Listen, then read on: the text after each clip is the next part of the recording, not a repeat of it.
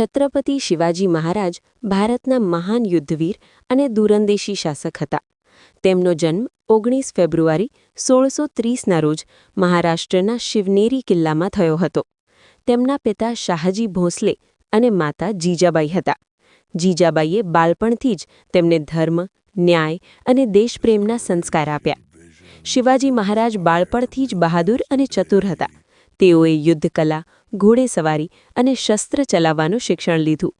દાદોજી કોંડદેવે તેમને શિસ્ત અને શાસન શીખવ્યું. શિવાજી મહારાજે નાની ઉંમરે જ કિલ્લાઓ કબજે કરવા શરૂ કર્યા. તોરણા કિલ્લો તેમનો પહેલો વિજય હતો. ત્યારબાદ તેમણે ધીમે ધીમે મરાઠા સામ્રાજ્યનું વિસ્તરણ કર્યું. શિવાજી મહારાજ ગેરિલા યુદ્ધ એટલે કે છાપામાર યુદ્ધમાં નિષ્ણાત હતા. તેઓ જંગલ અને પહાડી વિસ્તારોનો લાભ લઈને અચાનક હુમલો કરતા અને શત્રુને હરાવતા. આ પદ્ધતિએ તેમને ઘણી જીત અપાવી.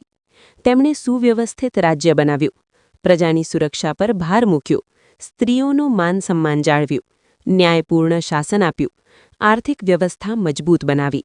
1674માં રાયગઢ ખાતે તેમનો રાજ્યાભિષેક થયો અને તેઓ છત્રપતિ બન્યા.